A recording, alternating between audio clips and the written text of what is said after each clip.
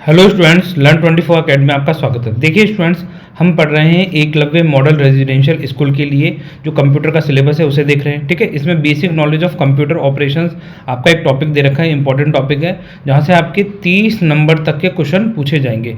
ठीक है, तो ये एक इंपॉर्टेंट है ना, 30 क्वेश्चन ही आएंगे और 30 ही नंबर है, तो ये थोड़ा सा ध्यान रख सकते हैं। अब देखिए EMRS में जो डिटेल सिलेबस है, junior accountant, junior secretary assistant and lab attendant के लिए सिलेबस है। इसके अलावा पीजीटी एंड हॉस्टल वार्डन, ठीक है, तो इनका भी ये सेम ही सिलेबस है। इसमें ऐसा कोई बहुत ज़्यादा अलग से नहीं पढ़ना है, सेम सी चीज़ें पढ़नी है। तो आज हम इसमें देखेंगे इंपॉर्टेंट कंप्यूटर टर्म्स। ठीक है, जो कंप्यूटर टर्म्स एंड एब्रीविएशंस हैं तो यहाँ से आएगा। तो हम इसमें दो वर्ड की देखेंगे, ए एंड बी। ठीक है, ए एंड बी से क्या क्या कंप्यूटर में इंपॉर्टेंट टर्म्स बनी हैं वो देखेंगे। आज ये बिना देरी से स्टार्ट करते हैं। देखिए, कंप्यूटर की महत्वपूर्ण शब्दावली।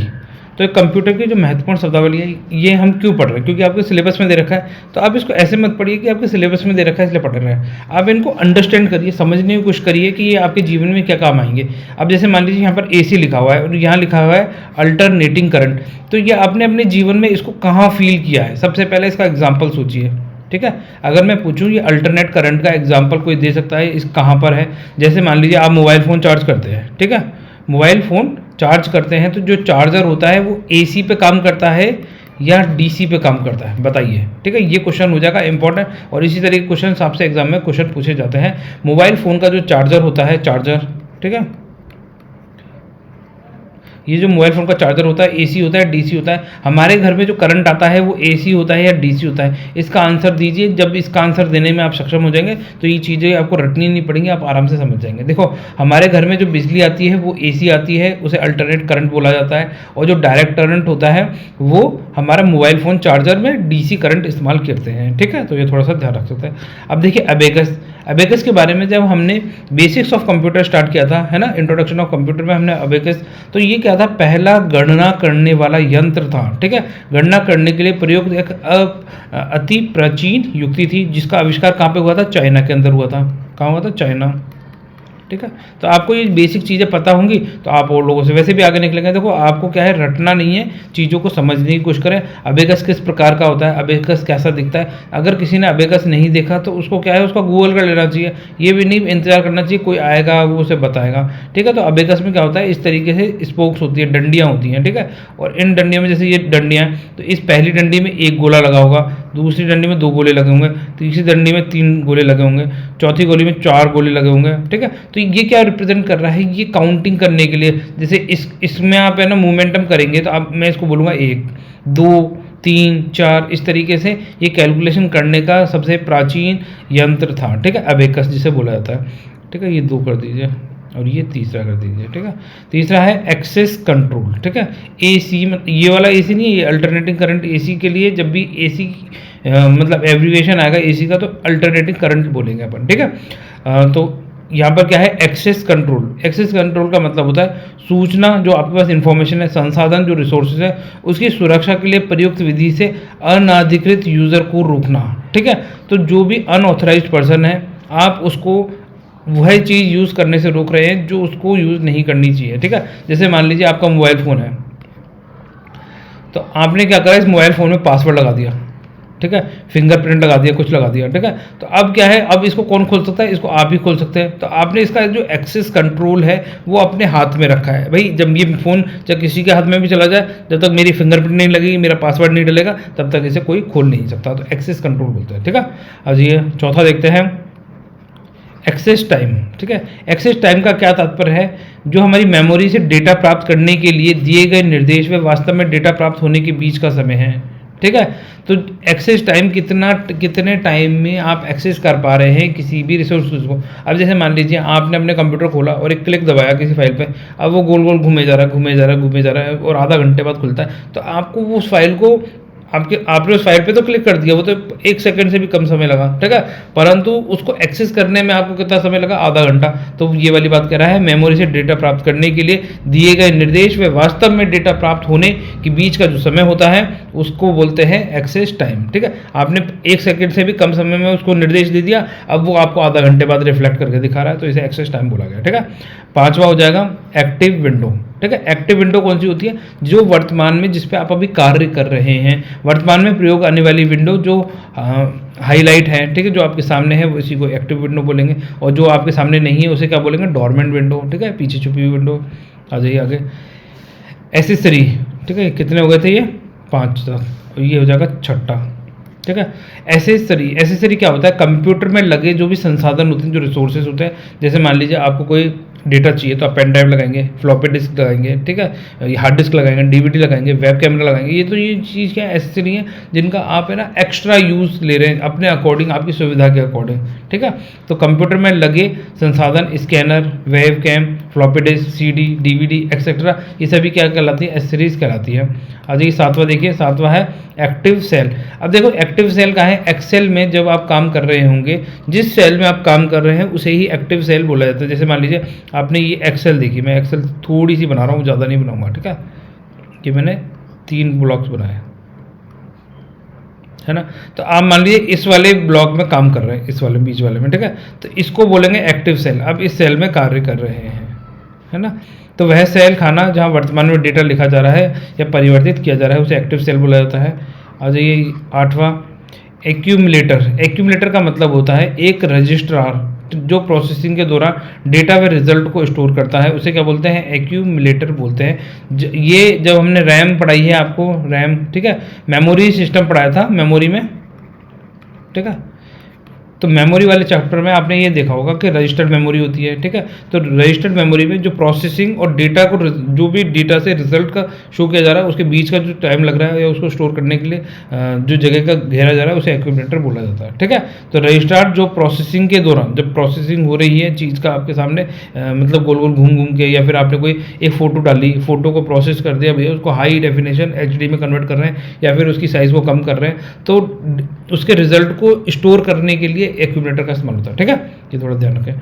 9 आ जाइए, एडेप्टर। एडेप्टर 2 या 2 से अधिक डिवाइसेस के बीच कम्युनिकेशन के लिए प्रयुक्त डिवाइस को एडेप्टर बोला जाता है। ठीक है, आ जाइए 10, अलाइनमेंट। अलाइनमेंट क्या होता है? जो भी लिखित डॉक्यूमेंट होता है उसमें पैराग्राफ को व्यवस्थित करने का तरीका होता है। अब जैसे मान लीजिए ये पैराग्राफ है, ठीक है, तो अब आप चाहते हैं कि ये पैराग्राफ ऐसे स्टार्ट हुआ, मान लीजिए, ठीक है, इतना स्टार्ट होने के बाद फिर ये पैराग्राफ यहाँ से स्टार्ट हो, फिर बाद में और नीचे से आगे से ही स्टार्ट हो, तो आपने इसको अलाइन कर दिया कि भैया ये हर बार है ना, जब भी नया पैराग्राफ स्टार्ट होगा तो ये 2 इंच छोड़ने के बाद स्टार्ट होगा, फिर इसके बाद जो होगा तो ये 4 इंच छोड़ने के बाद स्टार्ट होगा, फिर अगला होगा तो 8 इंच, मतलब आपने इस तरीके का कमांड दे दिया। तो इस तरीके से पैराग्राफ को अलाइन किया जा सकता है। ठीक है, जैसे मर्जी हो वैसे आप अपने अकॉर्डिंग, अपने सुविधा के अकॉर्डिंग इनको अलाइन कर सकते हैं। ठीक है, आ जाओ आगे 10 देखते हैं। 10वां पॉइंट, 10वां पॉइंट है algorithm.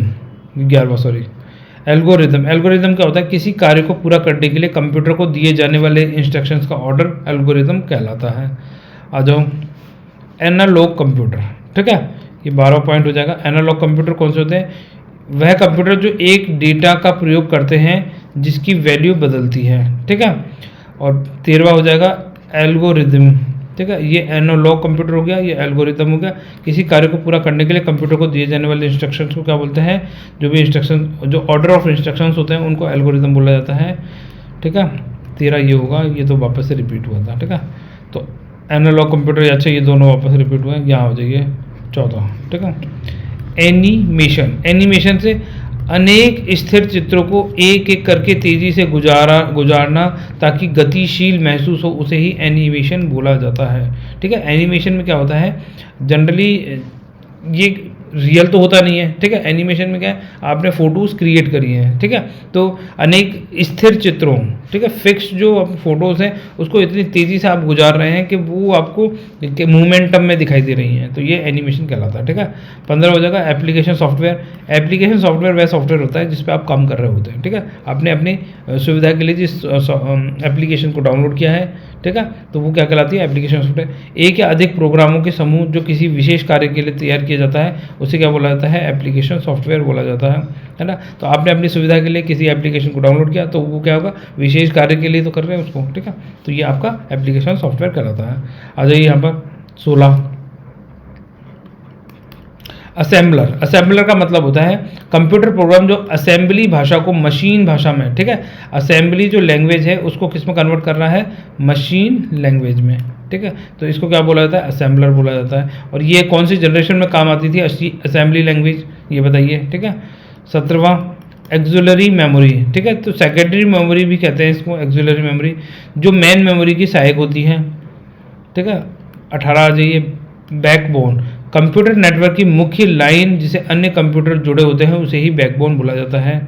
19 background processing, background processing का मतलब सिंपल सा होता है कि कंप्यूटर द्वारा निम्न प्राथमिक वाले प्रोग्रामों का एग्जीक्यूशन जब उच्च प्राथमिक वाले प्रोग्राम प्रोसेसर का प्रयोग नहीं कर रहे हैं तो उसे बैकग्राउंड प्रोसेसिंग कहते हैं, ठीक है। बैकग्राउंड प्रोसेसिंग है कि भाई जब ये कंप्यूटर आपने स्टार्ट किया तो कंप्यूटर जब स्टार्ट रन किया है तो ये क्या होगा, मेन प्रोसेसर पे काम करेगा। आपने मान लीजिए कोई फाइल है ना, वो लगा के और इस कंप्यूटर को स्लीप मोड में लगा के छोड़ गए तो वो बैकग्राउंड प्रोसेसर के द्वारा उसकी प्रोसेसिंग होती रहेगी पीछे की तरफ, ठीक है। बैड सेक्टर, बैड सेक्टर कौन से होते हैं, 20वां पॉइंट है, ठीक है। मेमोरी यूनिट में खराब स्थान जहां डेटा रीड या राइट नहीं कर सकते हैं उसे बैड सेक्टर बोला जाता है। ये थोड़ा सा इंपॉर्टेंट हो जाता है, यहाँ से ये चीज़ पूछी जा सकती है, ठीक है, ये इंपॉर्टेंट है। बैंडविड्थ, ठीक है, बैंडविड्थ भी एक इंपॉर्टेंट टर्म है, ठीक है। किस में इस्तेमाल होता है बैंडविड्थ, बताइए। तो डेटा ट्रांसमिशन में प्रयुक्त आवर्ती, जो भी फ्रीक्वेंसी का इस्तेमाल हो रहा है डेटा ट्रांसमिट करते समय, कि उसकी उच्चतम व निम्नतम सीमा का अंतर बैंडविड्थ कहलाता है। उसकी जो हाईएस्ट फ्रीक्वेंसी होती है और जो लोएस्ट फ्रीक्वेंसी होती है उनके बीच का जो डिफरेंस होता है उसे बैंडविड्थ बोला जाता है, ठीक है। अब आ जाऊँ आगे, 22वां पॉइंट है ये अपना बारकोड, ठीक है। तो बारकोड, बारकोड से आप सभी परिचित हैं, ठीक है। तो ये अल्फा न्यूमेरिकल डेटा को विभिन्न मोटी व पतली लाइनों में व्यक्त करता है। इसमें क्या होते हैं, अल्फ़ाबाइट्स होते हैं प्लस नंबर्स होते हैं, ठीक है। तो ये थोड़ा सा ध्यान रखना, अल्फा न्यूमेरिकल डेटा है आपका कोई, उसको क्या है विभिन्न मोटी और पतली लाइनों में डिफ्रेंशिएट करके दिखाता है बारकोड, ठीक है।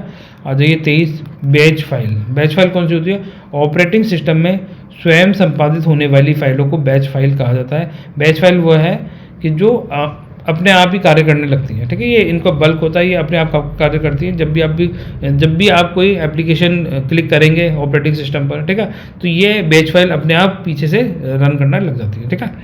आ जाइए यहाँ पर 24, बैच प्रोसेसिंग, अनेक प्रोग्रामों का एक समूह बनाकर एक के बाद एक स्वतः संपादित करना उसे बैच प्रोसेसिंग बोला जाता है।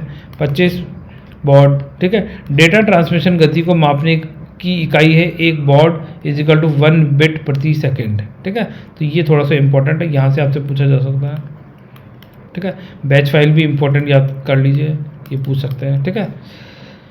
बिट मैप, डेटा पिक्सल को ऑन ऑफ करने के माध्यम से दिखाया गया रेखा चित्र, ठीक है। तो ये भी थोड़ा सा इंपॉर्टेंट है, इस पर मार्क कर सकते हैं कि व्हाट इज बिट मैप, ठीक है। 26वां पॉइंट लिख लीजिए कि बिट मैप जो डेटा पिक्सल, जो पिक्सल्स होते हैं किसी भी डेटा के पिक्सल, जैसे फोटो ब्लर या फिर बहुत क्लियर दिखाई देती है, उसको ऑन ऑफ करने की जो माध्यम है वो बिट मैप में दिखाया जाता है, ठीक है। आज ये ब्लिंकिंग, कर्सर के उपस्थित रहने की स्थिति, जैसे ये कर्सर है अभी इसी तरीके से ब्लिंक करता रहेगा तो इसे ब्लिंकिंग बोला जाएगा, ठीक है। 27 या 28 हो जाएगा। बोर्ड रेट, ठीक है, एमबीपीएस या अधिक की गति को बोर्ड रेट बोला जाता है, ठीक है। मेगाबाइट पर सेकेंड या फिर उससे हायर की कोई स्पीड है तो उसको बोर्ड रेट में नापा जाता है, ये बोल सकते हैं, ठीक है। अब देखिए बूटिंग, बूटिंग एक इंपॉर्टेंट टर्म है, यहाँ से कई बार क्वेश्चन पूछा जाता है, ठीक है। तो बूटिंग में क्या होता है, कंप्यूटर को स्टार्ट किए जाने पर सेकेंडरी मेमोरी से ऑपरेटिंग सिस्टम प्राइमरी मेमोरी में लाया जाना या लोड करना ही बूटिंग कहलाता है, ठीक है। तो बूटिंग का मतलब क्या है कि जो आपका ऑपरेटिंग सिस्टम सेकेंडरी मेमोरी में सेव था उसको उठा के अब आप प्राइमरी मेमोरी में ला रहे हैं तो उसे बूटिंग बोला जाता है, ठीक है। ये 27वां पॉइंट हो जाएगा आपका, ठीक है, सॉरी 28, 29वां 29वां पॉइंट हो जाएगा, ठीक है। ये आ जाओ ब्राउज़र 30, ब्राउज़र हो जाएगा 30वां। इंटरनेट पर अपनी पसंद की साइट को खोजकर सूचना प्राप्त करने में सहायता करने वाले सॉफ्टवेयर जैसे मोजिला फायरफॉक्स, ठीक है। तो मोजिला फायरफॉक्स का क्या काम होता है कि इंटरनेट पर अपनी पसंद की साइट को खोजकर उससे आप इन्फॉर्मेशन निकालना चाहते हैं, कोई इन्फॉर्मेशन लेना चाहते हैं, चाहे गूगल हो, ठीक है, और भी हैं बहुत सारे, मोजिला फायरफॉक्स ही नहीं है, गूगल क्रोम है, ठीक है, एक्सेट्रा। आज ये 31वां देखिए बबल मेमोरी, बबल मेमोरी क्या होती है, चुंबकीय माध्यम से डेटा स्टोर करने की विधि को बबल मेमोरी कहा जाता है। 32 बफर क्या होता है? कंप्यूटर के विभिन्न उपकरणों के बीच डेटा ट्रांसमिशन की गति के अंतर को कम करने के काम में आने वाली मेमोरी को बफर कहा जाता है। ये थोड़ा सा इंपॉर्टेंट है। बफर क्या है? कंप्यूटर के जो विभिन्न उपकरण होते हैं, अदर डिवाइसेस होते हैं, उनके बीच में जो डेटा ट्रांसमिशन करने की जो गति को करने के काम में आने वाली जो मेमोरी है, ठीक है। आपने एक डिवाइस से दूसरे डिवाइस के अंदर कोई डेटा ट्रांसफ़र करना है। अब ये डेटा ट्रांसफ़र करने के लिए जो मेमोरी इस्तेमाल हो रही है उसे बफर बोला गया है, ठीक है। तो ये थोड़ा ध्यान रखना। 33, ठीक है। बग का क्या मतलब होता है? बग एक तरह का वायरस या प्रोग्राम है जो आपके सामने एरर दिखाता है, ठीक है। आपके जो फाइल्स हैं, डेटाज हैं, उसको करप्ट करने का कार्य करता है, ठीक है। उसमें घुस जाता है और उसके बाद में या आपकी जो फाइल्स हैं, ठीक है, फोल्डर्स हैं, कोई प्रोग्राम है, कोई डेटा है, उसको ख़राब करता है। तो देखिए मेरे हिसाब से यहीं तक था, ठीक है। तो ए एंड बी का जो एब्रीविएशन था वो यहाँ तक हो गया है, ठीक है। अब इसके आगे से सी से करेंगे। तो तब तक आप क्या करें, वीडियो को लाइक एंड शेयर कर दीजिए, चैनल को सब्सक्राइब कर लीजिए, ठीक है। जाते जाते आपसे क्वेश्चन पूछता हूँ, बताइए। वेरी लार्ज स्केल इंटीग्रेशन, ठीक है, कंप्यूटर जनरेशन में कौन से जनरेशन में मिलेगा हमें? VLSI हमें कंप्यूटर की जो जनरेशन हमने देखी थी, तो ये VLSI का प्रयोग कौन सी जनरेशन में हुआ था कंप्यूटर में, ठीक है। तो आपके सामने 5 जनरेशन है, तो उन जनरेशन में बताइए कि VLSI का प्रयोग कंप्यूटर की कौन सी जनरेशन में देखने को मिलता है। तो फिर स्टूडेंट मिलते हैं नेक्स्ट लेक्चर में, तब तक के लिए बाय। आप सब लोग अपना ध्यान रखिए। अगर आपकी कोई क्वेरीज है, कोई सजेशन, तो उसके बारे में आप कमेंट सेक्शन में लिख सकते हैं। तो फिर स्टूडेंट बाय, आप सब लोग खुश रहें, अपना ध्यान रखें, ठीक है।